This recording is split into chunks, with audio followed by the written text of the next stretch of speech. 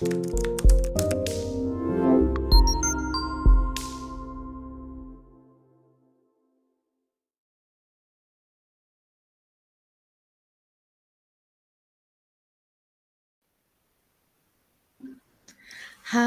hello everyone. How are you all this morning?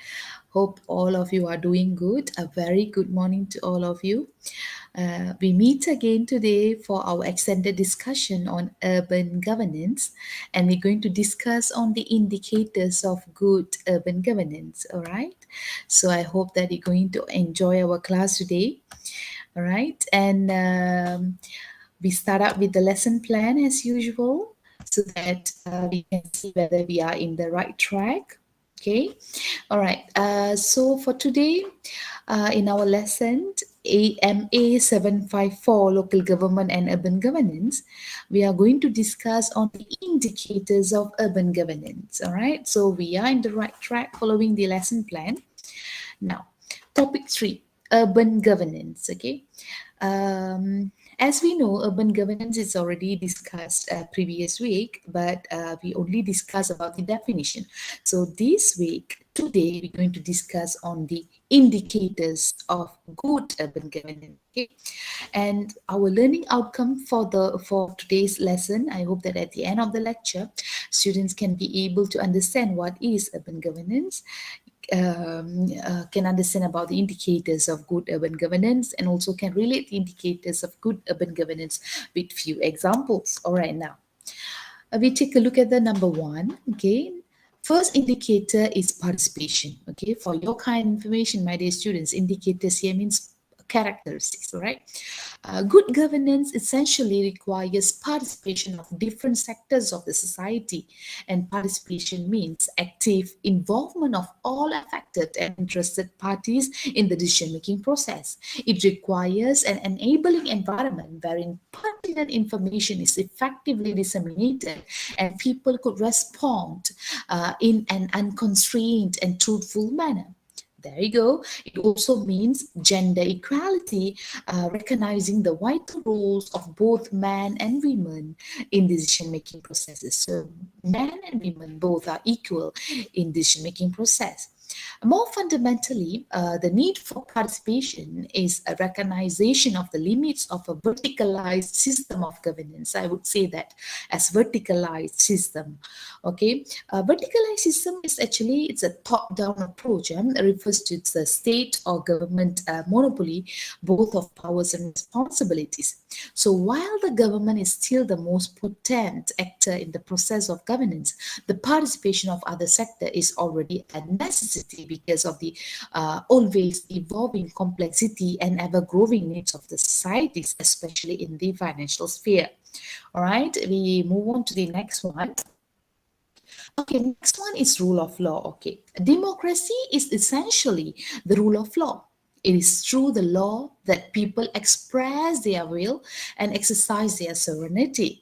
So that the government is of law and not of man is an underlying democratic principle which puts no one, however rich and powerful, above the law.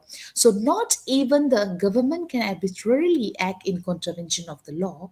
Thus, good democratic governance is fundamentally adherence to the rule of law. So, rule of law demands that the people and the civil society render habitual obedience to the law. So, it also demands that the government acts within the limits of the powers and functions prescribed by the law. Right? Okay. Number three is effectiveness and efficiency. All right. Good governance requires that the institutions, processes, and actors could deliver and meet the necessities of the society in a way that available resources are utilized well.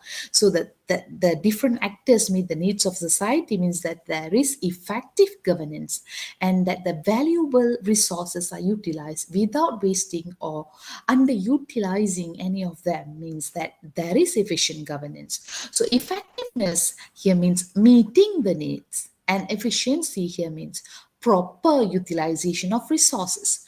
So effectiveness and efficiency must necessarily go together to ensure the best possible results for the community. Right? Okay, I hope all of you following me. All right. And then number four is transparency.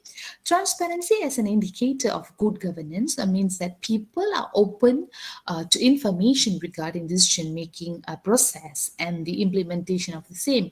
So, in legal terms, it means that information on matters of public concern are made available to the citizens or those who will be directly affected. So, it also means that transactions involving public interest must be fully disclosed and made accessible to the people.